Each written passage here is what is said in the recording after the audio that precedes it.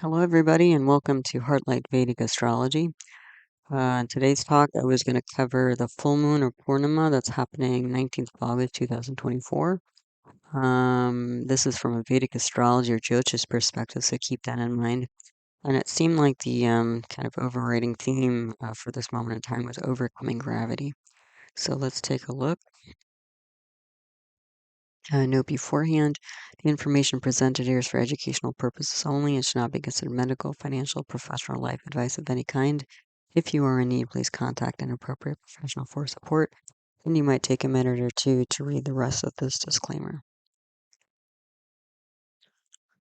Okay, so if you're new to Vedic astrology, also known as Jyotish in Sanskrit, are my videos. All my teaching videos on the subject or my concepts playlist, they can all be found there. And wherever you see a double asterisk in one of my talks, that means there's a teaching video on that subject if you'd like to learn more. And all of my videos are slotted into different playlists so that they're easy to find. So if you're looking for a particular topic in Vedic astrology like planets or grahas, houses or bhavas, yogas or planetary combinations, there are playlists on each of those so that the videos are easier to find. If you'd like to learn astrology through looking at birth charts, I published a video called Birth Chart Archive List 2024, where I've listed all the birth charts, famous birth charts I've analyzed on the channel, um, from famous people, famous places, famous moments in time. And so you can find them all there, because the video titles don't always let you know that I have a bunch of birth charts, famous birth charts in there. Like my monthly birth chart, my monthly videos, I usually analyze three famous charts per month, but you'd never know from the title of the video. So other videos to watch in addition to this one, especially if you're new, North, South, and Eastern and style charts. I do cover Western style charts in that video as well. Introduction to navigating a birth chart, introduction to the constellations of rashis, constellation and rashi categories, planetary aspects, natural benefic and malefic planets or grahas, chidra grahas or planets of vulnerability, planetary exaltation, debilitation, uccha, nicca. Grahas are planets in their own sign or star, planet retrogression or vakri, digbal or directional strength, karako planet breaking house, nakshatras and lunar mansions, parivartana yoga, exchange of houses, kala sarpa yoga, the ambition combination, saraswati yoga, the artist combination, and the lugna, also known as the ascendant, rising sign, or first house. So a lot of videos out there for you if you're looking to learn more. Okay, so let's take a look at the chart for this moment in time of the full moon Purnima on 19th of August. This chart is set for 19th August 2024, 14:24 p.m. Eastern Standard Time. That's the time zone I live in. The day lord here is Moon, and the Hara lord is Saturn. So just already from that, we can get a lot out of this chart. So the moon, I circled it here in kind of this lavender color. The moon is in the fourth house, so this is going to be an exaggerated moon for three different reasons. One, it's a full moon. It's exactly opposite the sun, which is going to give it strength. It's also in the fourth house. So when you have the moon in the fourth house, that gives you a karako bhava for the moon. Karako bhava indicates there can be trouble with planets that represents a certain people. So since the moon represents mother and the fourth house represents mother, and you get the planet representing mother and the house representing mother, it sounds maybe like a good idea initially, but actually it's almost like too much energy and can create problems. So looks like there may be issues with mother or home here because the fourth house represents all those things and the moon does as well. And then we have Saturn here, and Saturn happens to be with the moon in the fourth house. Saturn is also super strong. Oh, did I mention? Oh, the other thing about the moon before I forget, the moon also has digbala, directional strength in the fourth house. So in two ways you have strength, and another way you have weakness with the moon. So this moon is very exaggerated. The other reason why it's exaggerated, you can think of, is that we have this huge Saturn right with the moon. So Saturn is in its own sign of Aquarius, so it's Swa, it's in its own house. It's in its own sign. So that's going to give Saturn strength. The other thing is that Saturn is retrograde. And that also gives it strength in Vedic astrology. So we have a super strong Saturn with an exaggerated moon. And these two together, if you just look at the symbolism from there already, moon is in a nakshatra called Dhanistha. Dhanistha is symbolized by a drum. So Dhanistha has this energy of like a rhythm or beat. And then Saturn is in a nakshatra lunar mansion called Purva Bhadrapada, which is symbolized by the front legs of a funeral pyre. And Saturn is a planet that represents things like difficulties, delays, structure, antiquity. And even though it's very strong, being in Saturn, in its own sign of Aquarius in retrograde, just being in Purva Bhadrapada, there's going to be it's almost like a seismic fault. There's like a big crack because Aquarius is a fixed air sign. And so Aquarius is all about, kind of fixed ideas, ideas, paradigms, mental paradigms that are difficult to change or alter or shift. And Saturn also has that energy. So even though Aquarius is very strong, um, you know, and we've been talking about this for months, is that, there's a big paradigm shift that's going on for everybody in some aspect of their life. And that will continue to happen through the end of March when Saturn finally moves out of Aquarius. Okay, so we have delays, and the other thing is that Moon represents the emotional mind and intuitive mind. So we have this massive Saturn of delays and obstacles on the mind that's exaggerated. They're both exaggerated. That's a lot of heaviness on the mind. Yeah. The other thing is that when we have Saturn or the Moon in the sign before, of, and after Saturn, we have what's called Sadhisati. The Sadhisati is a 7.5 year period because Saturn takes 2.5 years to go through a sign. So 3 signs times 2.5, that's 7.5 years. And so when we see the moon before, after, during, or after Saturn, or you can think about it the other way, Saturn before, during, or after the moon, either way, you get the Sadhisati period. And a lot of people are afraid of Sadhisati. And a lot of things can't change and shift during Sadhisati.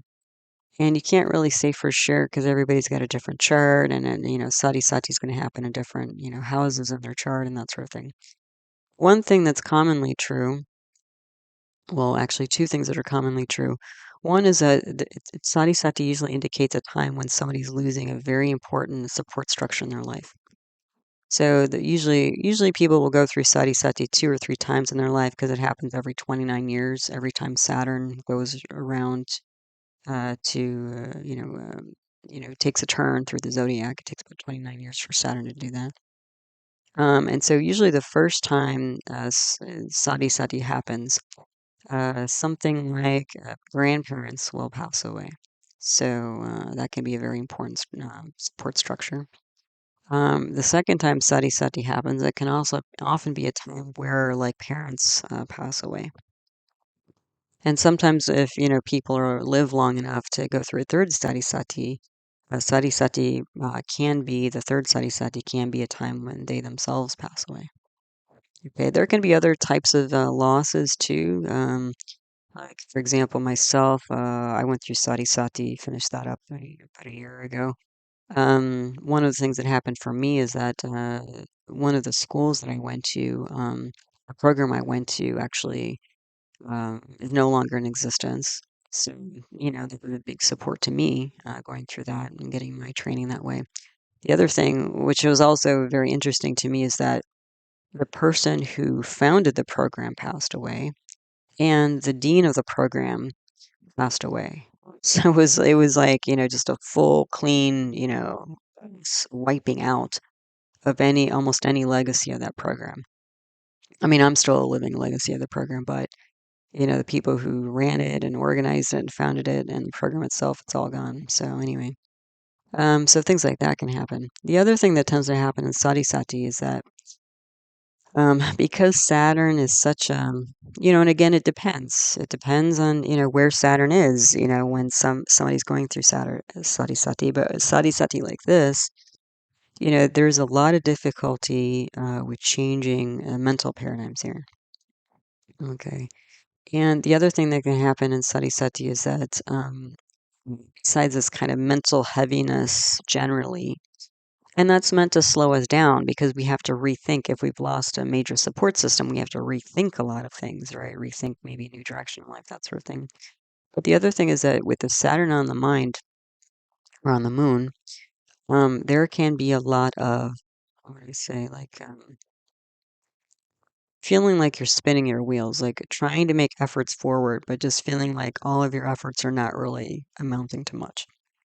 Like you're working really hard, but you don't see the fruits of your action. That can happen a lot as well. So we have that to start off with with this chart. If that tells you anything, it should tell you a lot. But again, in this particular chart, when you get the moon and Saturn, they're both exaggerated. In moon and Dhanistha, Saturn and Purva Bhadrapada, this is like the end of an old mental rhythm. So again, like an end of an old mental paradigm is what we're looking at here. The other thing mixed up in this moon-Saturn combination in the fourth house in this chart is you have aspects from Venus, which is another emotional planet. It's also an aesthetic planet. You also have a small sun in its own sign, so a massive sun, which represents leadership. And then you have Mercury retrograde.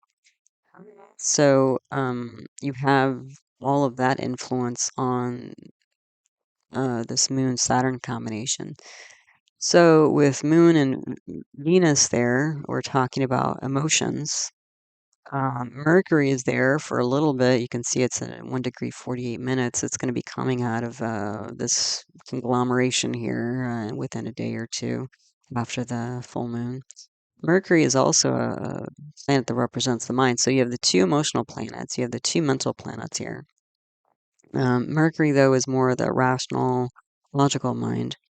And Mercury is going retrograde, so it's strong, but it also means that one's reviewing one's, analysis or thought process or choices, decisions. And then you have this massive sun.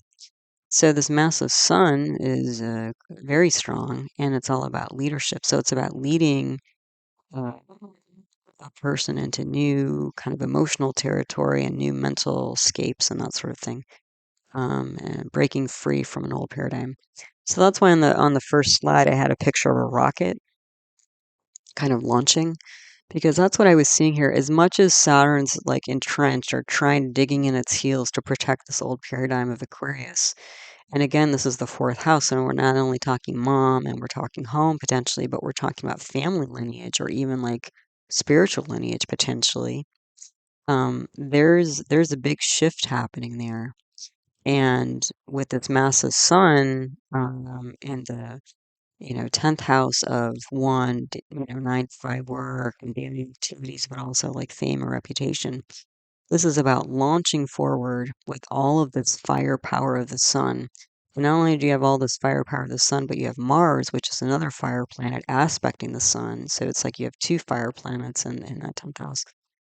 It's like you need this huge blast off to overcome, this gravitational pull towards the earth or towards the family lineage or spiritual lineage to blast off into a new atmosphere.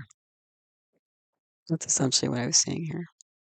Because there's just so much like heaviness here, and again, it's like digging in. All right, the Saturn's like digging in, and it's causing a lot of mental, emotional turmoil. But the Sun, with Mars supporting it, was like, okay, we're taking a new direction here. So, and then if we look at the Dasha period, so that's the planetary period, we have Mars, Venus, Sun, and Moon. So where are all those planets? I mean, Sun is in its own sign and 10th house. Mars is aspecting the Sun. Venus is with the Sun, and Moon is aspecting the Sun. So this planetary period is all about this 10th house of a new direction, mental, emotional direction, leadership. Yeah, yeah, you see that. It's pretty obvious, right? So then the planetary period, the Shah period's shifting from Mars, Venus, Sun to Mars, Venus, Rahu on November 9th or November 7th here. So, that's going to be a bit of time. What is that? So August, September, 3 months, or so where, this energy's happening. So this is not going to be like an overnight situation here. I mean, these planets are going to shift, but again, like with this massive, Saturn, it's just like it's like a crack, crack in Aquarius that's slowly, shifting. And, it's like you can see like a little bit of gravel, dropping down. But um, this is going to be a major chink in the armor here. And then once we move into Rahu, then you can see Rahu is like really out of the mix here. What was interesting to me is all of the planets except Rahu and Ketu are in the Kendras. I thought that was really important, actually, because the Kendras represent the core self. So even though this massive sun and the Dasha period planets are in the 10th house of daily activities, there will be some shifts that are obvious in the way somebody's handling things or leading things. But the biggest shift here is this internal shift. Because without this internal shift, the outer shift is not going to happen. Then we move into Rahu. Rahu's in the 5th house. 5th house represents things like a stage, a performance, kind of outer, kind of public image, and that sort of thing. So I can see there being some sort of ambitious presentation. So once, like again, if this is a person, they go through this massive internal change and they start making new moves in their daily life, then it's like they're potentially stepping forward in a new way with greater ambition. Because the other thing is that with all of this, like, Saturn, massive Saturn versus this massive sun, this is like a blow up of leadership energy and old energy. Yeah. So new guard, old guard, that sort of thing. And when you have this kind of internal or even external chaos going on, it's going to be hard to move forward until it's resolved. So once it's resolved, it looks like, again, if this was a person, they're going to step forward in a pretty big and public way. Yeah. Okay, so there's a lot going on here. So what's kind of nice though is that the Lagna nakshatra is an Anuradha. So Anuradha is about victory, but victory through building bridges. So it looks like whatever this internal, potentially external conflict is, and it could be an external conflict. I mean, sun represents things like father, it represents things like government, it represents things like authority, president, king, queen, like royalty, monarch, that sort of thing. And then Saturn represents like the proletariat, so like kind of the working class or workers, employees. And so like last year when we had this lineup of Saturn and Aquarius and Sun and Leo, we had a lot of strikes going on in the United States, like Hollywood writers and actors were striking, and then auto workers are striking, that sort of thing. So there's this again, this massive, kind of power struggle going on here, really. But what's nice is again, like somehow, again, if this is a person, they're going to work through all this in a way, be victorious, and not only that, but like will potentially gain alliances rather than lose them. So that's pretty nice to see. And the moon nakshatra I mentioned is in Dhanistha, so that's all about internal rhythm because it's the moon and that sign, the nakshatra. And some context here. So on this day as well is Raksha Bandhan, which is this is a ceremony that's held annually in India. It's related to siblings will tie like a sacred thread of protection, on their sibling, that sort of thing. And so it's like about kind of a vow to each other or recommitment to each other to protect each other. Okay. So, and that's kind of, again, bandhan, it's like a bridge, it's a tying together. So again, even though, and that's sort of typical, right? Like the stereotype is like sibling rivalry and stuff like that. So even though there may be rivalry at times with siblings, like they're still, at the end of the day, agreeing through the ceremony to protect each other. So there's that kind of protective energy and like commitment energy. And again, that might kind of reflect this like Moon Saturn combination and uh, fourth house here. That could definitely be something like that, like a long, traditional family, long-standing family commitment, that sort of thing. Um, then the other thing that's going on this day is Gayatri Jayanti, which is like the birthday of the goddess Gayatri. Gayatri is considered to be like the mother of the gods. So again, we're getting mother energy here. But the other thing is Gayatri is the goddess Gayatri is known as the goddess of the Vedas, which is like the old text, the oldest sacred text in India. And you could see like the Moon Saturn combination here in Aquarius as being that. The Vedas, I mean, that's an Aquarius fixed ideas. I mean, what they were written 5,000 years ago, people still, chant the mantras and actually even Jyotish, the oldest part of Jyotish, which is nakshatras, actually lunar mansions. It was referred to in the Vedas. Yeah, that's the first written documentation of Vedic astrology is in the Vedas here. And the Vedas like have delineated much of Indian culture. The other thing is when you have Saturn here in its own sign. So here it's in Aquarius. Sometimes you see it in Saturn and Capricorn or whatever. Either way, when you see Saturn in its own sign, somebody can have strong ties to India.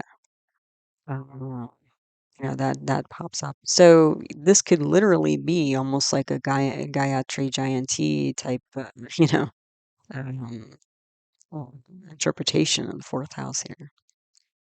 So, yeah, so even on the, the context of the day, we're seeing how some of these energies are playing out. Yeah. Sorry, trying to hydrate here. Okay, so keep going here. So the Lugna is in Scorpio. So the Lugna again is the first house rising sign ascendant. And the Lugna, this is a North Indian style chart. The Lugna first house is in the top diamond in the middle. See that box where it says AS, that's ascendant, that's at 9 degrees, 55 minutes here in this chart. That's the first house or Lugna. So Scorpio is also known as Vrishika in Sanskrit. Scorpio is a fixed water sign, so Stirajal.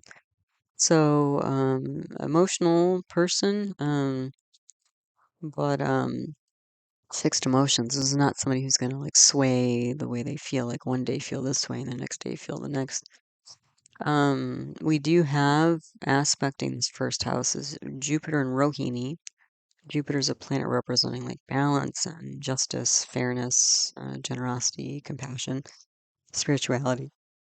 And it's in Rohini. Rohini is a nakshatra that has an energy of being like very attractive and lovely, seductive, even fertile, um, growth, abundance, those sorts of energies. And we have Mars aspecting here. Mars is Mrigashirsha. So Mars, I mentioned, is a leadership planet. It's a fiery planet, action planet. It's also a rebellious planet. And Mrigashirsha is a nakshatra symbolized by the head of a deer. And so with that, Mrigashirsha is considered to be the star of seeking.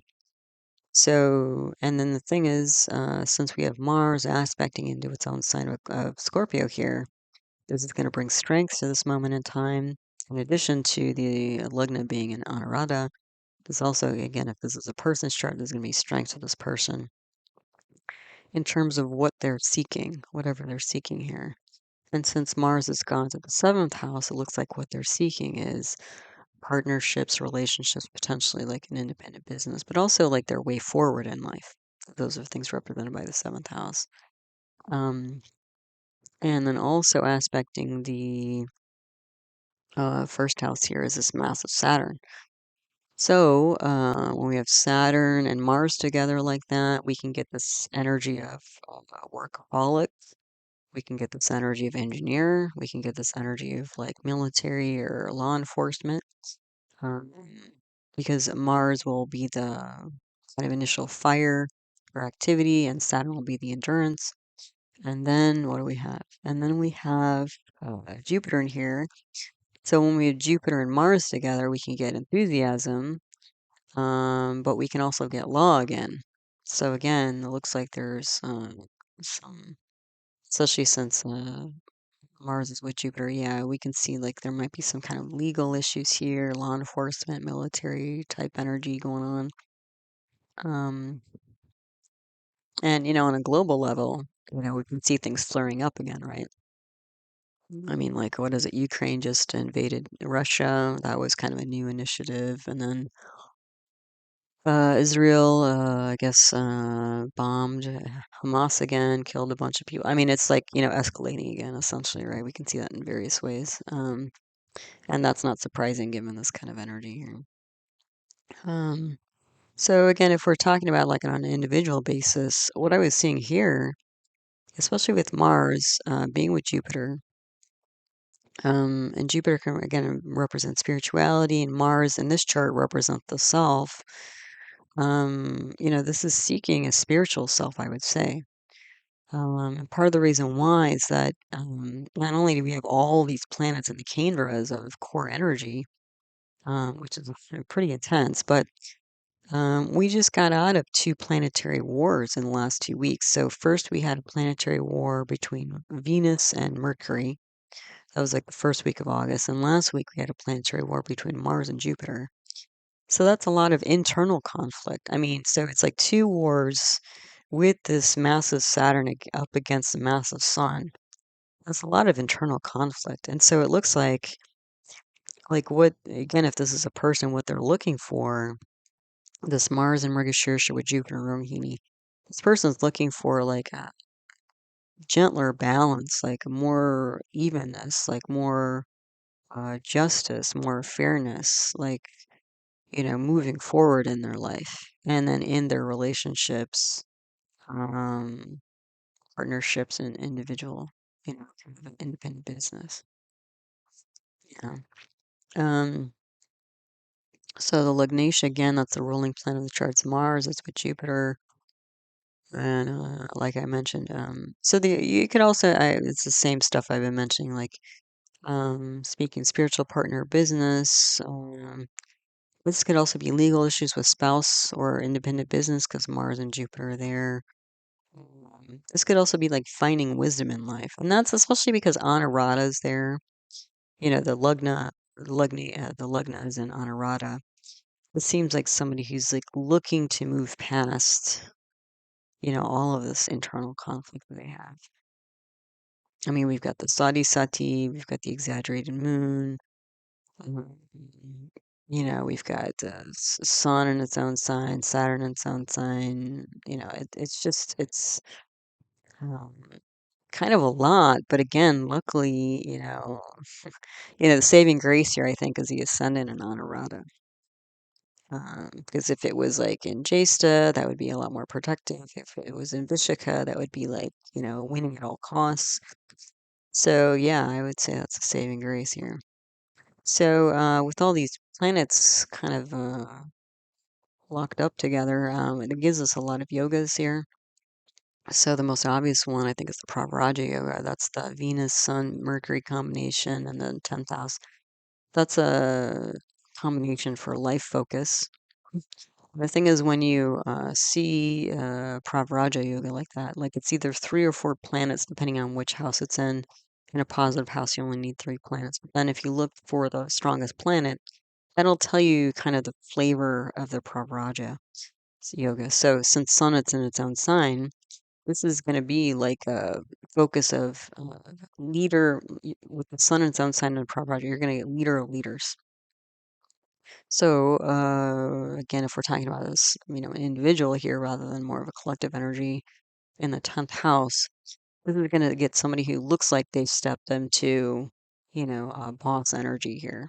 Like maybe they just got a promotion, or maybe, some situation is calling for them to step into their leadership. Especially because we're running these planets in the 10th house. So this Pravraja yoga is going to be like on fire. Yeah. And then what else?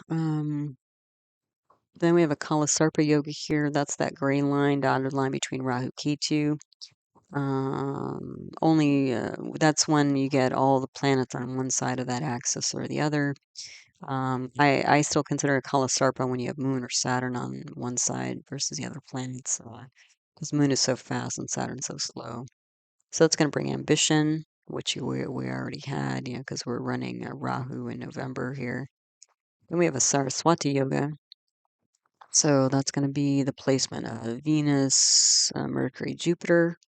That's going to bring education, and creativity. So it looks like, again, there's going to be some creative effort here to sort out this, frankly, mess. So, um, what's going on here? And then we have a Shasha Yoga. So that's that massive Saturn and its own sign in a Kendra. So, what we're going to hear, strong tradition, ambition, life focus. Yeah, the things I mentioned, creativity. The other thing to note in this chart is the Lugna is at like basically 10 degrees here. We're only 5 minutes away from that. And what that's going to do is it's going to throw a lot of the amshas or sub-zodiacs off.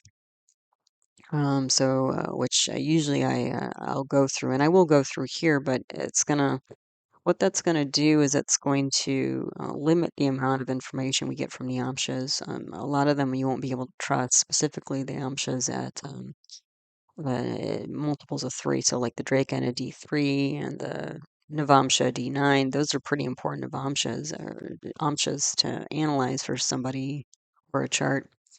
And so I think what this is getting at, partly, one, we're going to be running Rahu in November here. The Dasha period's switching to Rahu.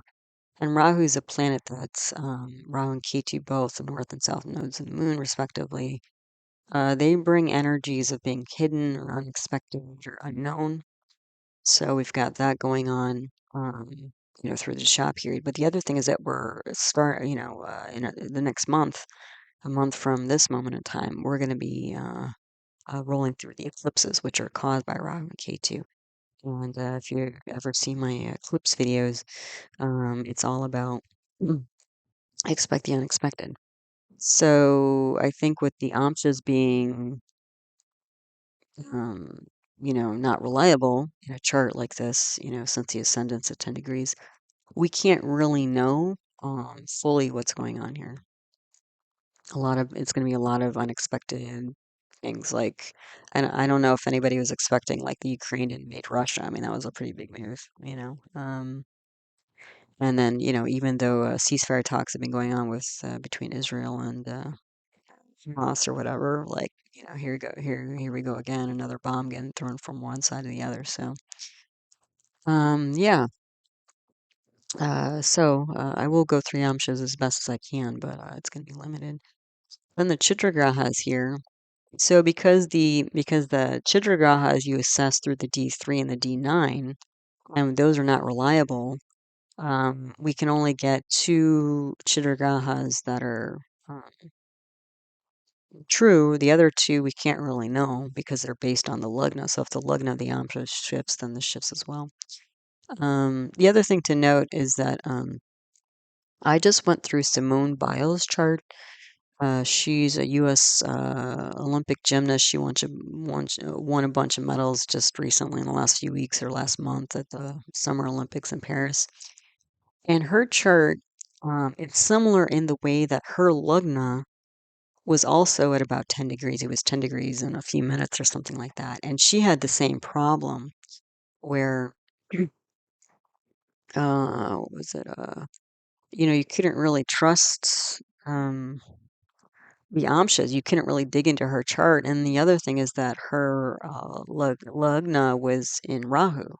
So it was in the star of Rahu, and she's running Rahu. So there was just a lot of mysteriousness in her chart. No matter which way I tried to go and which tools I tried to use to, pull some information out of the chart, it was just very difficult. So this is kind of a similar thing. So it's just kind of funny that, it's like just it's not lost on me that I keep running into these charts because again, we're moving towards the eclipse period. So there's going to be a lot of unexpected energy, unexpected events popping up, in the next couple months. So hold on to your hats, buckle up, people. So anyway, but the chidra has, I could pull out Saturn and Mercury and maybe Jupiter and Mercury again, if the amshas are correct, but I'm guessing, I can't rely on them. So I'm just going to say Saturn, Mercury here. And Saturn is about, it can be harsh and old, speech, because Mercury can be speech or decisions or, decisions here. So again, this is about blowing up some old paradigm here, or going back on one's word, could be, especially since again we got these negotiations. They say the negotiations are going on. I don't know what's actually, if anything's really coming from it. Doesn't seem like much if they're still bombing each other and invading each other, right? But it is what it is. Um, then we have the yogi here. It's a planet that can indicate money, wealth. That's the sun, which is massive here. We have the Aviyogi, which is Saturn. So, again, it looks like the sun in its own sign, opposing Saturn in its own sign. This is a massive, not only power struggle, but money struggle here. Grab for money. And then the duplicate yogi's Mercury. So again, we have all the sun, yogi, avi yogi, duplicate yogi. This is all in this, 4-10 axis mix here. So it's not only about like, who's going to be, in charge, but who's going to grab the cash or the goods. Yeah.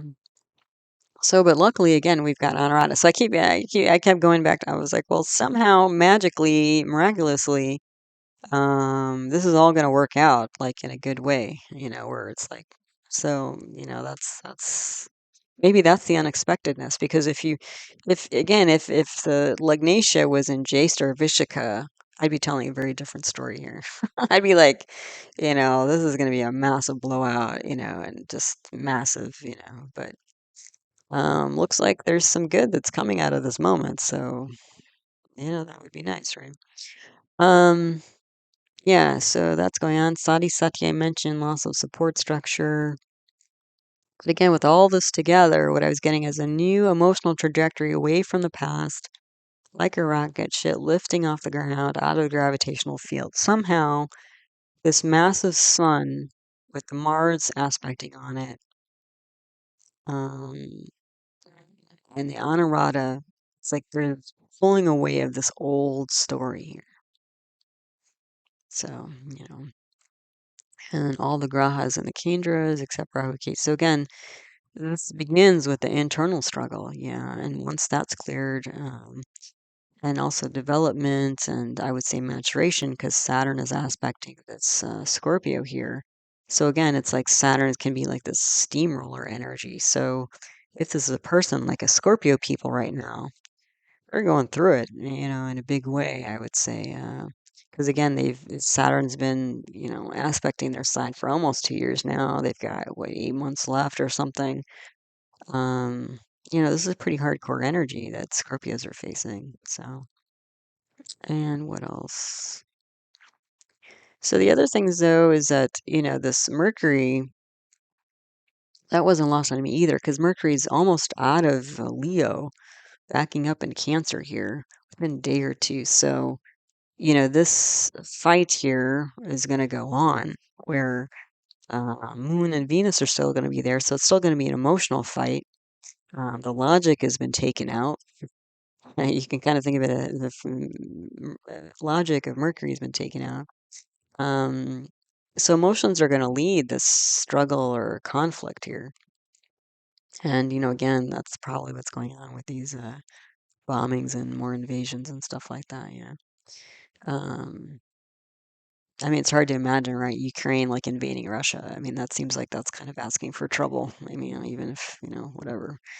But, anyway, we're not talking about politics here. We're talking about astrology. So, anyway, let's move on to the other houses here. So you can see, like, again, this is a lot we're dealing with. And let's look at the other houses. So, second house, second lord is Jupiter. It's aspected by Mars. So we have Mars on house, second house, and the lord of the second house. So there's going to be a lot of, again, rebellious conflict energy in the second house of oral communication, but also like family inner circle. So there is probably disruptions here. And I would say, like, finding the right words.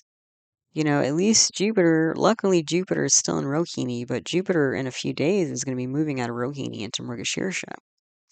So then, like Mars, before Mars moves out of Taurus here, you're going to have Mars and Jupiter both in Mrigashirsha, both seeking. So at least there's a little bit of stability here right now. Well, that's shifting. Okay. Then the third house lord is massive Saturn. It's aspected by Jupiter, but Jupiter's debilitated here.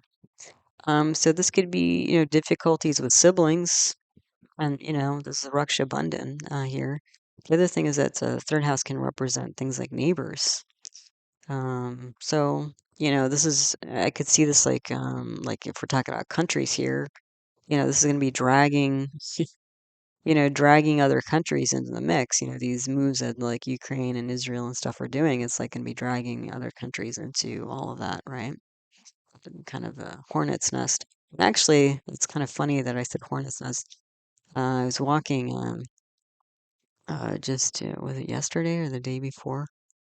Walking with my dog, where we usually walk, and then my neighbor, one of my neighbors, talking about neighbors, who I've never spoken to before. I've seen them before, but they came up to me and they said, "Oh, one of your friends said to look out that there's a bee's nests up there, and they wanted to warn you so that your dog doesn't get stung or whatever." So that was kind of funny because that happened when Sun popped into Leo. So leadership, new initiatives. And again, it was kind of surprising to me because, I don't know, I've seen him walking around, but we've never talked or whatever. And, it was very nice, helpful. I mean, he didn't need to tell me that. And then my other neighbor didn't need to tell me that. But the thing is, like, neighbors in trouble here. Um, like my neighbor, the reason why they told me is that my other neighbor was walking with his dog, and the guy and his dog both got stung like 5 times or something like that by these bees or whatever. So, this could be like neighbors trying to help out, but maybe not being able to do very much because of this mad mix we've got in the middle here. Um, that's sort of emotional spiraling and stuff like that that's going on here. There could also be lack of communications, like lack of written um protocols, is what I'm seeing here because it's Jupiter, Jupiter represents law. And Jupiter is debilitated here. So this could be like just not following protocols, or neighbors not following protocols, or siblings not following protocols, or there's no protocols to be followed because it's completely out of like, the realm of what anybody considered before. Then this fourth house, we've basically been talking since the beginning. So it's massive Saturn, Swal retrograde Saturn. And then we've got this full moon, Digbala directional strength, karako bhava nasha moon. So both exaggerated, aspected by Venus, Sun, and Mercury. Again, this is the end of an old guard. Maybe the end of poverty. Maybe that's what somebody's breaking forward from, with a new mind and heart set. So there's, it's like this internal change, revolution, I would say, evolution, revolution. That's, you know, again, giving their enough firepower here to pull away from this old, way of doing things. Yeah. And again, there are difficulties with parents, guru, teachers, lineage. And the reason why I put parents, not just mother, is because I mean, mom could potentially be, in conflict here. But the thing is, Saturn, I mean, the sun in its own sign, that's going to be the 10th house is seventh from the fourth. So, that's going to be mom's spouse. So that could be dad. And then the other thing is that if we spin the chart to the fourth house, that means you're going to end up with Venus in the seventh house. And then Venus will form a karako bhava nasha, being Venus, the planet representing spouse, and the house representing spouse.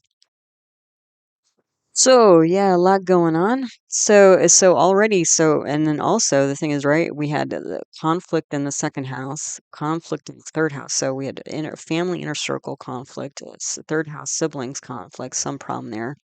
Now mom, dad, family lineage. So it's almost like there's no soft spot land here, on this chart, frankly. Except we have the honorata. I keep going back to that. We have honorata. So somehow magically things will be all right, or at least they're all right for the moment, so there might be like I know, a temporary reprieve at least from all this, because Sun's gonna be traveling through. It just entered Leo, so we've got at least a month of this thing going on here with this massive Saturn and Sun. Even though Mercury's moving out, Moon is gonna zip through, and then Venus is gonna move out. Actually, right now with the Moon and Venus and Mercury, it's helping. Take the edge off, if you can believe it, right now. Because once the moon zips past and Mercury moves out in a day or two, and then Venus is, getting closer to Virgo, then you're just going to have Saturn, massive Saturn up against Sun, and a few more days you're going to have Mars on Sun, and then Mars is moving out. So you're still going to have this massive Saturn, massive Sun conflict thing going on for a month. So yeah, so it's going to be maybe not a sprint, maybe not a marathon, but middle distance, so it's going to take some effort, time to get through this.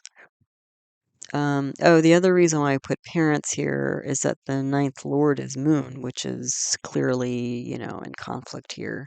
And so the ninth lord represents, is lording over the ninth house of dad. So it seems like, dad potentially being Sun in its own sign is strong here. I'm seeing conflict with dad as well. All right, so what else? Then on the next slide, we have same stuff on the left, more notes on the right with the other houses I haven't covered yet. So in the fifth house lord is Jupiter. Rahu's there in Uttara Bhadrapada. So what I was saying here was ambition with children. The fifth house represents children, public image, romance, unexpected changes because Rahu is there. And Rahu is like this hidden, unexpected energy. Also, the eclipses are coming, as I mentioned.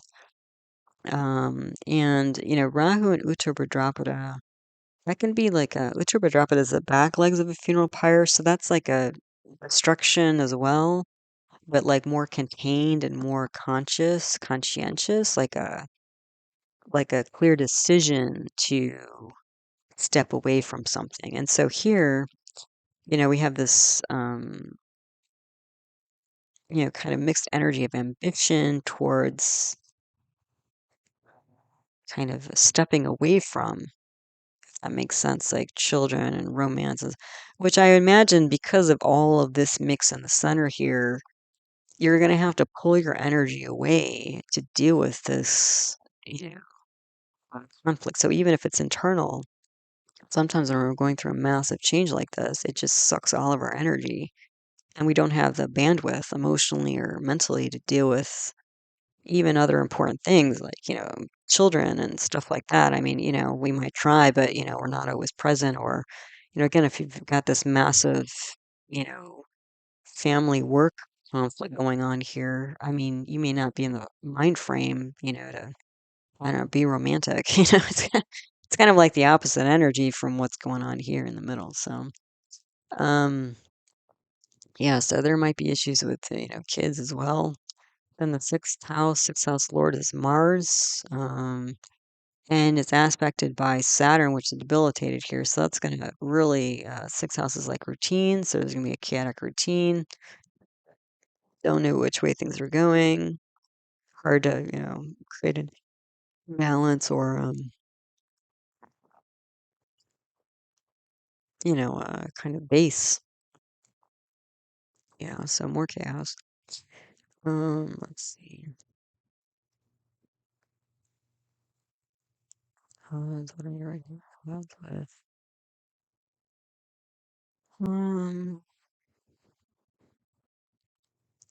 Okay, at odds with partners. So the reason why is that the sixth house lord has gone to the seventh house of partnerships. Um, uh, but again, at least Saturn, or at least Jupiter is in Rohini for the time being for a few more days. So it's like, again, somebody is seeking some new beautiful balance in the mix of all this chaos here, is what I'm saying. And the seventh house lord is Venus and Purva Phalguni. which is interesting because Purva Phalguni is all about a hammock. So, it's about the finer things of life, about relaxation, enjoyment, and stuff like that.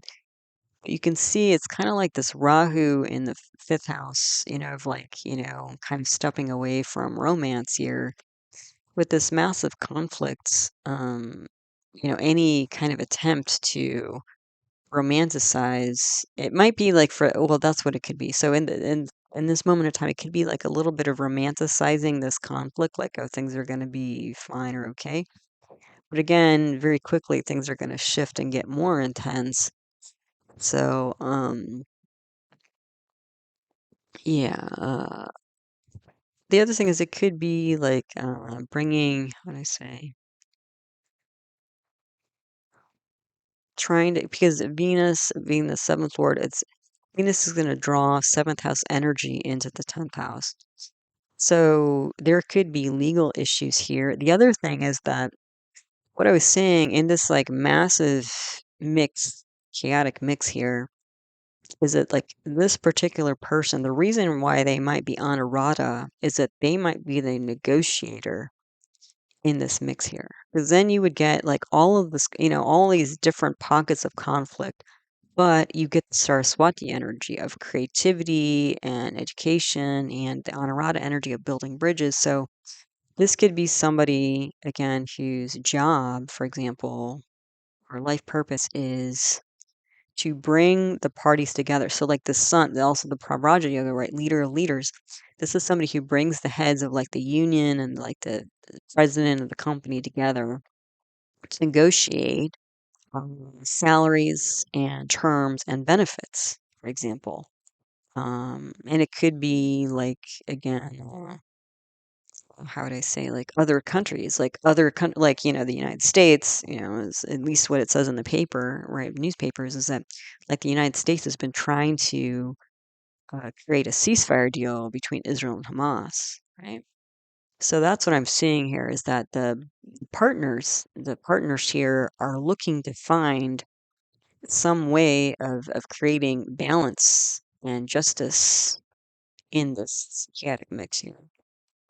But also the native is involved with that. So the native is one of these people who's trying to create harmony out of in this kind of crazy mix here. Okay, so what else? What did I write here? Away from home. Yeah, so uh, because seventh house can be travel away from home. And the other thing is that if we spin the chart to the seventh house, then what this means is it looks like the spouse is really trying to maintain some kind of harmony in the home. Because again, the seventh lord, if we spin the chart to the seventh house, then the seventh lord has gone to the fourth. So, yeah, so maybe while this person is out trying to put out these fires of helping, looks like, negotiate better terms here, the spouse or partners are um, trying to maintain things at home because they're out, doing this negotiation thing here.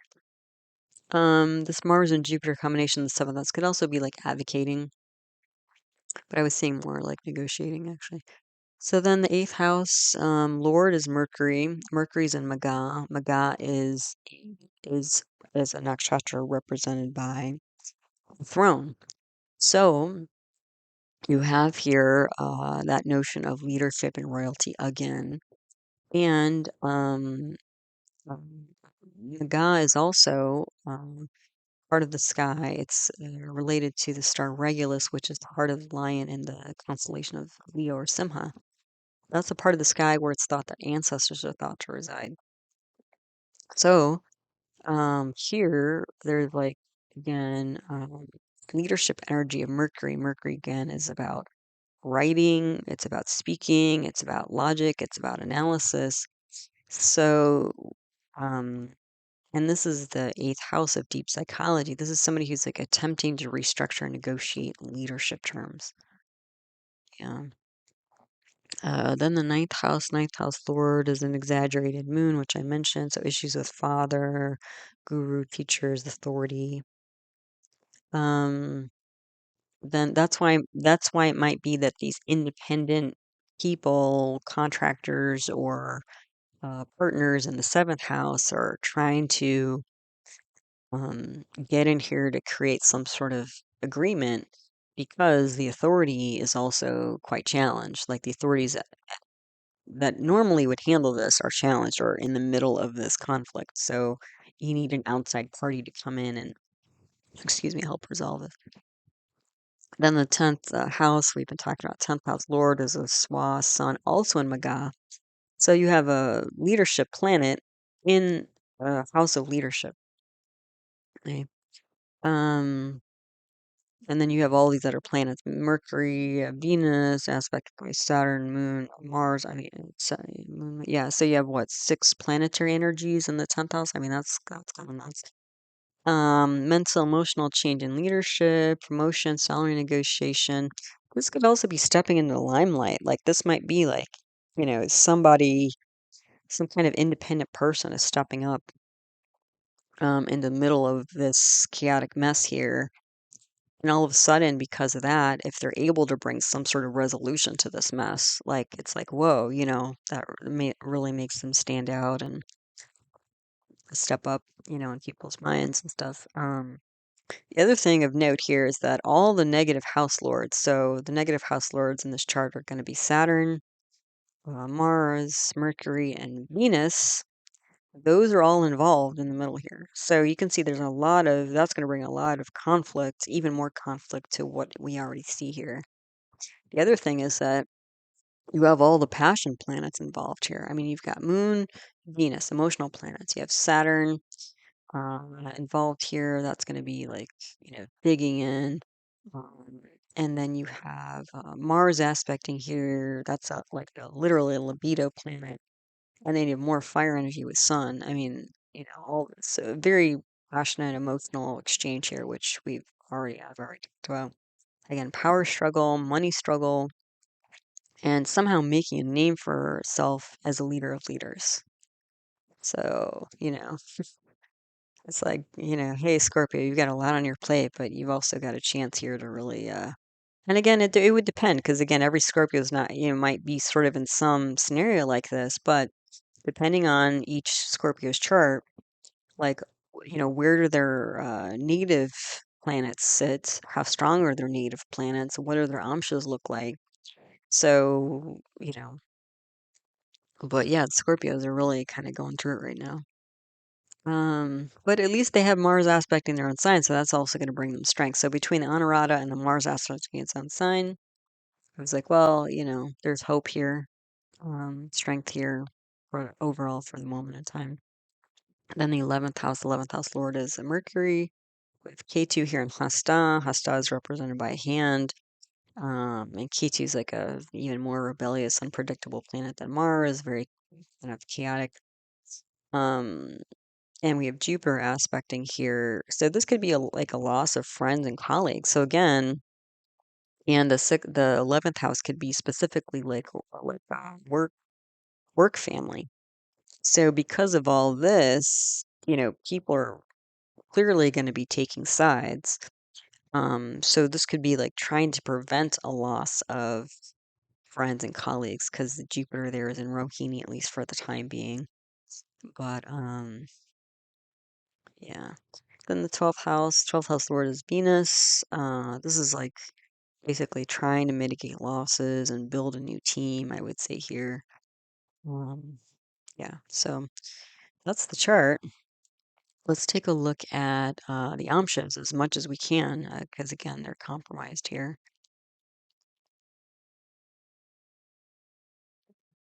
Okay, so let's see what we can see with the amshas or subzodiacs. Again, we may not be able to get too much out of this because most of the ones I typically look at are compromised again because the lugna is at basically 10 degrees. So, yeah. Anyway, and again, the amshas are mostly looked at for timing of things. And since we can't, a lot of these options I'm going to look at, we don't know if the lugnas are right or not. We won't know if these planets are in negative houses or not. That's the first kind of pass we take to determine if a planet's going to give something positive or negative during its planetary period. Since we can't do that, what we can do, get out of these amshas, even the compromised ones, is we can get planetary strength. So, yeah, so we can at least get that. Okay, so let's take a look. So just as a reminder, the current Dasha period for this moment in time is Mars, Venus, Sun, Moon. And then it's going to switch to Mars, Venus, Rahu on November 7th. So this first chart's the Navamsha D9 for spouse and partnerships. This one's compromised. Those are the question marks here. So, is this the right lugna or not? We don't know. But we do have parivartana here. So Mars is in the sign of Sun, Sun is in the sign of Mars. So when you swap those two, you're going to have Mars and Sun all over this chart, no matter which lugna it is. That's a lot of leadership energy, which again, the spouse and partnerships, if you remember from the chart, there is a Mars and Jupiter in the seventh house, and then the ruling planet Venus was in the mix with the Swa Sun and all that. So yeah, so there's a lot of leadership here with spouse and partnerships. Again, it looks like some independent energy trying to step in to help resolve some conflict. The other thing is you have strong planets here. Jupiter's exalted. K2 is aspecting Venus. Oh no, sorry, it's the other way. K2 is aspected by Venus, so that's going to make K2 strong. Venus and Rahu are aspected by Mars in its own sign. That'll bring those up. Sun is exalted. Now Saturn's debilitated. So again, that's showing me that, again, when we have this massive Jupiter and Mars and Sun here, this is about, leading towards justice and balance and fairness, and Saturn's debilitated. So it means that, again, there's that crack in Saturn. There's like the giving of the old ways, old paradigms here. So I would still see like leading through difficult mental, emotional times here. Then the Drake and a D3 for siblings. This is another compromised amsha here. Maybe it's for Gotama if this, Scorpio rising is correct, but we don't really know. But you can see there's like a similar thing going on here. Look, you've got Sun in its own sign again. So already of the two amshas I'm looking at, Sun is exalted in one, Sun is Swan the other. Very strong Sun. Very strong. So very strong leadership going on here. Then we have it with Mercury and Moon. So leadership and Moon again is, in Aquarius and Mercury there. So this is leadership of the mind here. The two mental planets. The Moon is the emotional mind, intuitive mind, and Mercury is the logical, rational mind. The other thing is we have Moon and Rahu in Parivartana exchange of houses here. So, Rahu and Ketu, the north and south nodes of the Moon, on their own, can symbolize things like mental health issues and that sort of thing, but also this like mysterious hidden energy. So you're going to have Moon and Rahu all over this chart. So again, like we saw on the natal chart, that Jupiter? It was Capricorn. So the Lord of the third house was Saturn, that massive Saturn in Purva Bhadrapada, and then aspected by Jupiter. But Jupiter debilitates, so not being able to like help siblings potentially from the natal chart. And again, it looks like the siblings are in trouble here. The other thing is Jupiter's debilitated here, kind of like in the natal chart, but Mars is exalted, and Venus is aspected by an exalted Saturn here. So here's Saturn strong. So this could be because again, if Venus represents a spouse, it could be that the spouse of the sibling is in trouble here, because the spouse of the sibling would take us to the ninth house of the natal chart, and that's the lord of that house is that exaggerated moon. So, but again, we have Sun Swa here. So keep track of that. So already we have two very strong suns in the Amshas here, and you'll see that continuing on. So that also, I think, is potentially a good sign. Right. Then we have the Saptamsha D7 for children, and the Dwadashamsa D12 for parents, grandparents. Again, multiples of 3, we can't really count on the D12, but we can look at the D7. That should be okay. So for children, so you can see though all these lines here. A lot going on with the kids. So in the D7, Moon and Rahu are not well placed. So that on its own can symbolize, I think, some mental, emotional stress here. Jupiter aspect its own. Oh, so there should be some help here though, because Jupiter's aspecting its own sign where Rahu is, so that should pull Rahu up. But there's going to be a Pap Sankhya yoga between Rahu and Moon that's going to, pull the Moon down, make Rahu a little bit worse. So there's still, I would say, mental, emotional issues here. Now the thing is, we have Moon and Saturn parivartana, and this is on the 1-8 axis here. So whereas before was the last chart, we had Moon and Rahu in exchange, and now we have Saturn and Moon. Now we're going to have like this heavy mindset all over the chart, and we're going to have it in the Lugna and the 8th house of deep psychology.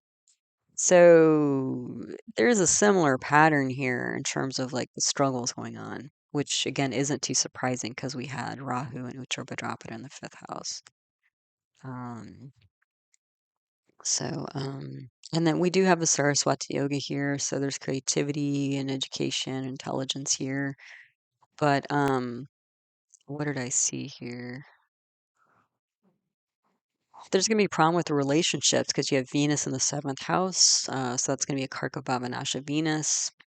And then you have Saturn on Venus, you have Saturn on the moon, so you have Saturn, like on the main chart, Saturn on both the emotional planets. And when you swap Saturn and moon, then you get basically you're recreating the natal chart because you're going to have Sun and Mercury in Leo, and then you have Saturn and Moon in Aquarius, and then you have Mars aspecting Sun and Mercury, and you have Jupiter aspecting Sun. I mean, it's like the same setup on the Leo Aquarius axis essentially. So again, I think the kids are feeling this stress and kind of mirroring the stress is what I'm seeing here. And arguments with family and parents because um, you have how many? You have Mars. Yeah, you have Mars and Saturn on the sun of dad. You have Sun and Saturn on the moon. So you have all these negative planets, and then you have this Mars, Sun, Mercury, Moon, Saturn combination in the 2nd house. So yeah, there's trouble at home with family and parents with the kids. I think that's part of what's stressing them out. Then the Dwadashamsa D12. So again, we don't know whether these are placed well or not. Um, so maybe like if this is right, Sun is not well placed, but even if it is well placed, it's still in parivartana with Mercury, so it's still going to support Sun, even if it's negatively placed. But we have Venus in its own sign, we have Mercury in its own sign through parivartana, the Sun in its own sign. So again, so now we've got 3. So Sun is Swa in the D7, and now through Parivartana D is Swa again. So of the 4 Amshas, we've got 4 massive suns. So yeah, keep track of that. You're gonna see more of it. Then we have Saturn on Venus and Mercury. So again, heavy mind and so it's not an easy time here. Regardless of the bhava placements or house placements here. But you do have Sun and Mars on Moon and Mercury. So Sun and Mars leadership, Moon and Mercury well, Mars and Sun too can also be fighting potentially. But Moon and Mercury are the 2 mind planets in speech and emotions. So yeah, I mean, there's a lot of leading with mind and speech because you're going to have that on the 2-8 axis here. And also the 1-7 axis here, because you're going to have Sun let's see, Sun, Mercury, Rock, Moon, the seventh. Well, whichever house, maybe seventh house, and then K2 Jupiter here. It's a lot of unusual speech of leaders and stuff like that. And then the other thing is that, Sun, I mean, K2 here, again, if this is the right lugna, K2 represents like paternal grandparents. So if this is the right lugna for the D12, which we can't really know, there might massive Saturn with the moon in this fourth house in the natal chart, that might be coming like from the paternal parents, like that, gripping on tightly onto tradition and old ways. That's a possibility here. Okay, but you can see, like, again, massive sun regardless, and a lot of heaviness of mind and emotions. Like, that's true running through. So even though we've done 4 and 3 of them have compromised so far, you can see there's still a pattern here. Then we have the Sadamsha D24 education. So this one's also compromised. But what do we have here? We have a Swa Saturn, massive Saturn. We have Swa Mercury. That's wrong. Swa Venus. So we have 3, Venus is exalted, sorry. So 3 strong planets. And 7 out of 9 planets are in Mercury or Venus, which will be helpful because the dispositor of those houses are so strong. That will help. However, um, Jupiter is debilitated. So Jupiter is a planet that represents education. Um, but Jupiter is aspecting Cancer where it's exalted, so we can't really know if that's going to help or not. The other thing is that Mars is aspecting a lot of these planets here. So Mars is aspecting Ketu and Rahu, so there's going to be unexpected fights. Mars is aspecting Mercury. It's with Venus, and Mars is also aspecting Moon and Sun here. So, I could see a lot of fighting and initiative here. And here in this chart, unlike the other charts, Sun is debilitated. So there might be some, I think there's negotiation power here because Mercury is Swan and Venus is exalted. But Mars is all over the chart. Saturn is Swan. There's going to be difficulties here. Jupiter's debilitated. Sun's debilitated. So that's not too surprising because, again, the fourth house can represent education, like especially college level education. And then the other thing is that, again, that moon is the lord of the ninth house of higher education. So I wouldn't expect there to be a lot of, you could see that conflict in the Kendras is going to be, definitely spilling over into like education, higher education. Okay, then the Dashamsha D10 career. Now we can potentially count on this, and at first it's sort of like, whoa, look at this Amsha here, because it looks kind of crazy, frankly. I mean, you've got 7 out of 9 planets in negative houses. I mean, that's kind of nuts. However, if we look at it some more, a little more deeply, so all the planets are not well placed in this chart, which sounds like, wow, that's like a massive, you know, big deal, which it is. But hang with me here. But the thing is, all the grahas are on the 612 axis. So, 612, six houses enemies, and 12th house is hidden enemies and losses. So this person again has a career potentially involving enemies and losses, which gets us back to negotiations. Because basically they make money, like if this person's like a professional negotiator, mediator, or something like this person, or lawyer even, could be lawyer, or law enforcement, they essentially make money when it hits the fan. Like if everybody's peacefully moving along and in harmony and walking down the streets arm in arm, then you don't need lawyers and you don't need negotiators, you don't need mediators, and you don't need law enforcement or military to step in. Like when everything's hunky dory, right? So, this actually supported the idea I had that the energy I was picking up is that, it looks like this person's in the middle of this mess trying to sort it out and doing a pretty good job. Another thing to note is that Venus is exalted here, so that's going to protect, the sixth house here quite a bit. And there's a parivartana between Sun and Mercury. So Sun's going back to its own sign. So now we've got 5 out of 6 amshas where Sun is exalted or swa. I mean, that's kind of crazy. That's a lot of really strong leadership here. And Mercury is going to be strong, so that's going to protect this 12th house here. And what that means for the 11th house is you're going to have Jupiter with Mercury and a super strong Sun. So this is leadership through speech. Yeah. And then, and the 11th house represents groups and income. So again, leadership through speech of groups and income. So contract negotiation, like the natal chart is what I was saying here. Yeah, this D10 was like kind of crazy. I was like, wow, look at that thing. Okay. But again, keep your count. So 5 out of 6.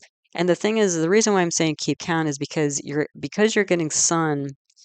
Like if you look at Shadbala or Visheshika Amsha, like that's another way of determining planetary strength through looking at the Amshas. And that's just going through and looking at like, is a planet exalted, debilitated, swa, in a friend sign or enemy sign or whatever.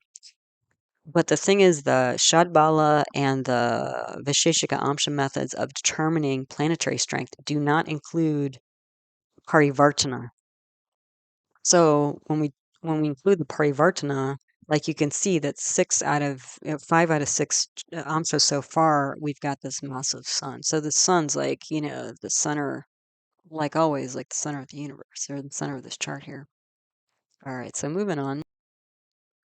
Then we have, we can look at these. Okay, so then we have the Rudramsha of D11 of income and the Chatrashamsha of D4 of assets. So we're looking at wealth here. So D11, Sun, Moon, Venus, not well placed. There is a parivartana though between Sun and Jupiter. So again, so are you counting? So 6 out of 7 now? So this is like a financial leader is what I'm seeing here, because you're gonna have Sun, leadership, and Jupiter all over the chart.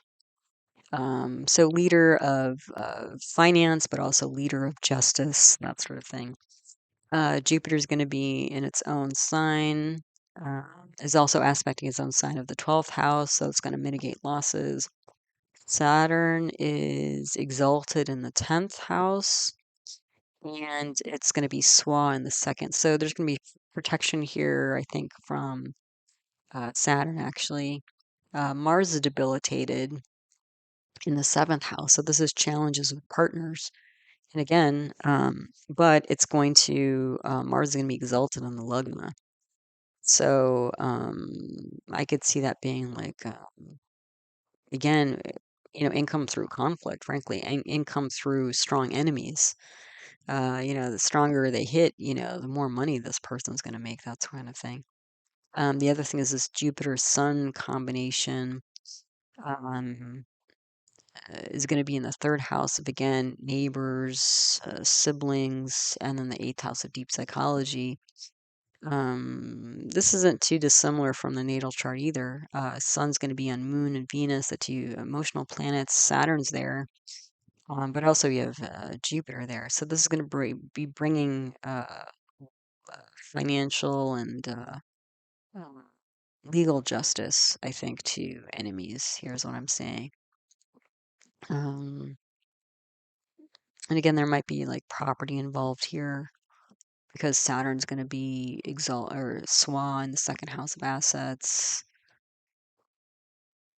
Yeah, so even though the planets, 3 of the planets are not well placed, because Sun is in Parivartana. So there might be what I was getting here is emotions are a liability.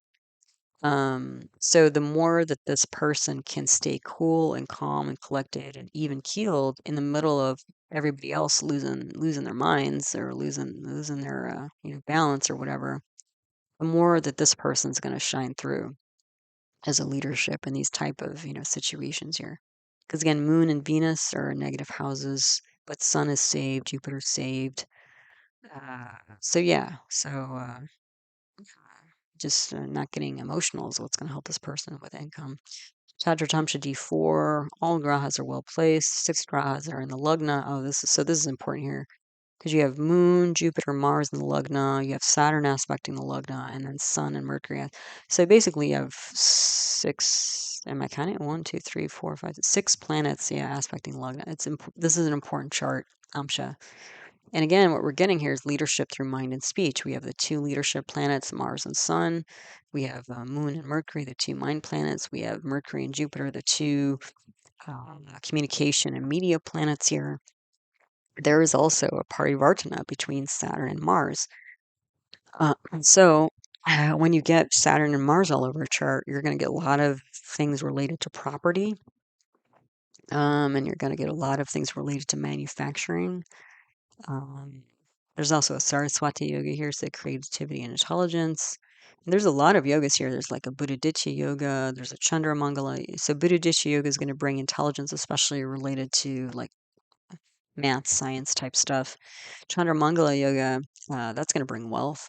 And you have pravraja yoga here, so life focus. So yeah, I'd say that this person, because what was in the natal chart?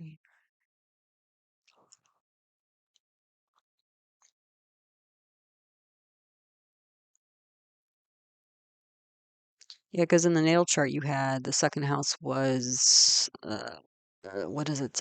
Jupiter was the dispositor in Rohini, and then Mars was on Jupiter and the second house. So yeah, it's going to be like property, buying property or like refinancing properties and stuff like that is going to be part of what supports this person, through assets. So all these yogas are going to bring focus, intelligence, wealth. Yeah. And again, what do we have here? Venus is Swa, Sun is Swa, Mars is not, is Swa through Parivartana, Saturn is Swa through Parivartana. So, how many is that? 7, one, however, so only all of the amshas we looked at so far, Sun is Swa or exalted, except for one. I mean, that's pretty nuts. So what else do we have here? Okay, then we have the health amshas here, and what is this? So 2 of these we can't really trust because they're derivatives of 3. So at the top, the Tajik Shashtamsha D6 for acute issues, we can't fully trust, but we can look at planetary strength. Then the Tajik Ashtamamsha D8 for chronic issues, and the Bamsha D27 strength and resilience. So let's see, the top one, we have Sun exalted again. So that already tells me because Sun represents general health. So almost no matter where, how you position the houses here, that's a strong Sun. That's a good sign. There's a parivartan between Rahu and Jupiter. So there can be issues here, though, unexpected, surprises here. Strength, but I would say unexpected surprises here related to acute issues of health. Everything else, I think, is in ordinary condition. Then the Tajik Ashtamamsha, we can trust the placement here. So the all grahas are well placed. So that's good. So, that's helpful. However, look at all the planets are ganged up in the same houses here. So we have 4 planets in the 5th house and 3 more aspecting. Luckily, we have a parivartan between Mercury and Jupiter, so that's going to help a little bit. But the 5th house is related to the heart and upper GI. And we do have the sun aspecting here, which also represents the heart. So this is somebody who potentially could have issues with heart, upper GI. The other thing is all these planets in the 11th house, that's like the lower leg issues. Maybe that would even be like varicose veins or something like that, because I'm seeing there's a relationship here. So especially if somebody has heart issues, cardiovascular disease, they can usually have also um, how would I say, like trouble with their veins and stuff like that. Because if the heart's working too much, it'll start you'll start losing the integrity or tone of the veins and that sort of thing. So they may have like spider veins or varicose veins or something like that. And you have Moon there with fluid, you have Mars there with blood, yeah, and then there could be pain there because you have Sun, Mercury, Saturn, yeah. So it could also be like potentially leg cramps, but I was seeing more like a cardiovascular stuff going on there in the legs even. Rahu and Ketu are exalted, so that's helpful. But we have the Saraswati yoga again. So there could also be issues with speech because you have Jupiter aspecting when it's not in this particular position, but when you get it back to the 11th house through parivartana, it's going to aspect the third house. So that could bring some issues to like communication, speech, nervous system. Also, weight issues might be a problem. I could see here because you're going to have Jupiter and Venus all over the chart. Then the Bamsha D27, we can't really trust it. Again, another derivative of 3, strength and resilience. So we can just look at planetary strength. So Jupiter is Swa, and what else? Sun. Oh, it's kind of like the natal chart again. So we have Sun, Mars, the two leadership planets with Saturn and Moon.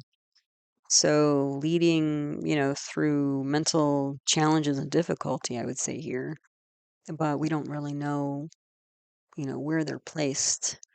So, if you shift the planets, it kind of makes sense either way.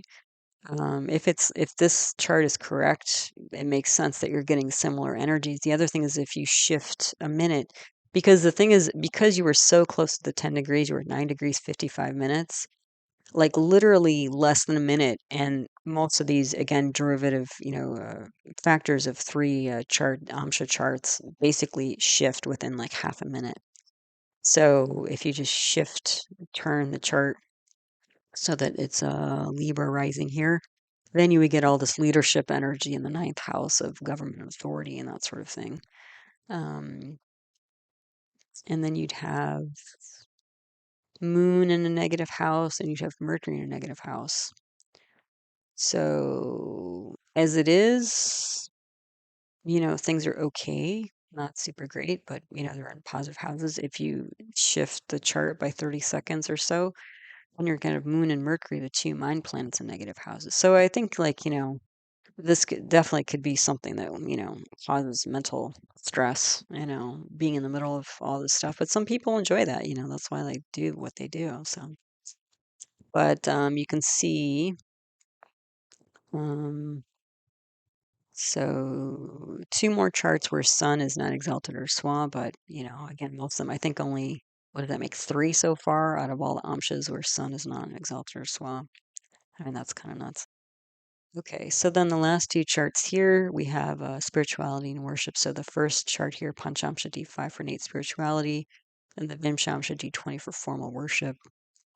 And these you can trust. So let's take a look. So Venus and Moon not well placed, but Venus is exalted. So, and Saturn is on both of the emotional planets, Venus and Moon. So again, I'm not seeing a lot of kind of emotional support, or the thing is like, what I say?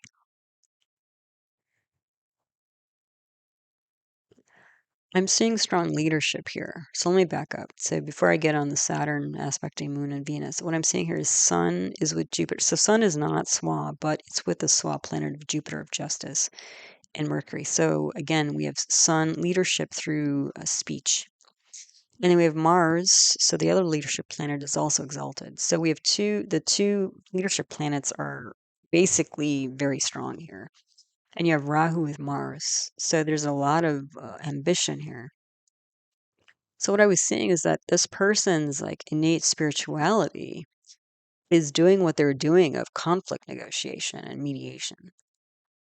So, because exalted Mars with Rahu in the 10th house, that's going to be ambition and daily activities and work.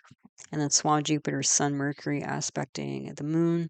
And the 9th house is a spiritual leader. So, like, there's some spiritual aspect to this of somebody doing the work that they do.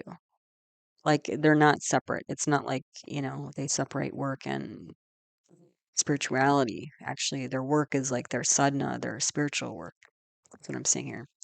And then, yeah, and inspiring others. So this Jupiter, um, uh, Swa Jupiter with Sun and Mercury. This is like inspired leadership. But the other thing is the Sun in the ninth house is going to create a karako bhavanasha Sun. So helping leadership resolve conflicts is this person's innate spiritual tendency. That's what I'm saying here. Then the Vim Shamsha D20, this is more formal worship. So Rahu, Mercury are not well placed, but we've got this in the 12th house, like foreign places, unexpected retreat type energy. Saturn's aspecting here. So I feel like there's like some, in terms of formal worship or groups, like this person might go on retreats, or this might be like, what do I say? Going to kind of foreign or faraway places to help resolve conflicts, I would say. Venus is exalted here with Jupiter, where it's Swa with Saturn. This is again a lot of, bringing compassion, spirituality to daily activity. So this is the formal worship, in my mind, is very similar to the innate spirituality chart, Amsha. And then we have Sun, Moon in the ninth house here. So again, leadership, challenged leadership, because the Sun's going to be Karka Bhavanasha again.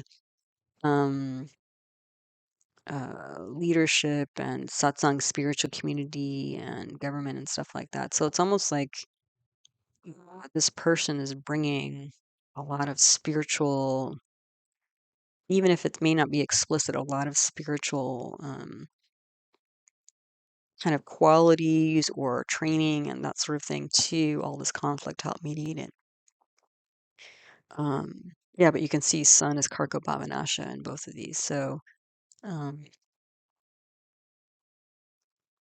that will bring issues, again, with um, authority, which makes sense because, again, in the natal chart, that massive Saturn, this person, again, if it was a person, they've lived their whole life with problems with authority, and that actually helps them get better at mediating, uh, conflicts with different groups and authorities because that's what they grew up with.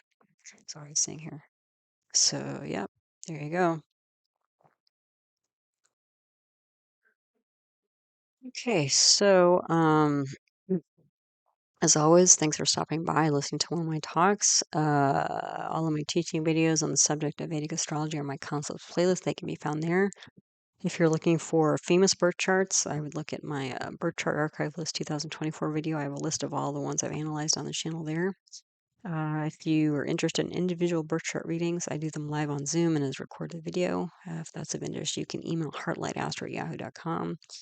I have another YouTube channel on natural medicine where I talk about other Vedic arts like Ayurveda, traditional Indian medicine, and yoga, as well as other paradigms of medicine like homeopathy, naturopathic medicine. The name of that channel is Nature Source Care.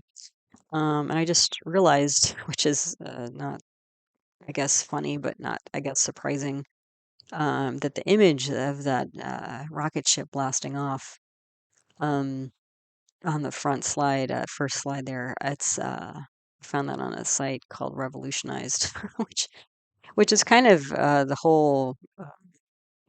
Until now, I didn't really kind of put together, but it's kind of the whole vibe of this chart and moment in time. All right, so yeah, so thanks for all your support for my work and the channel. Everybody who likes and posts comments and subscribes and just simply watches, sends in donations. I mean, all of it's appreciated. So thanks for all of it. And as always, I hope you found this talk helpful, useful, and interesting to you as you learn to navigate the energy cycles of your own life. All right, so until the next one, you take care. Namaste.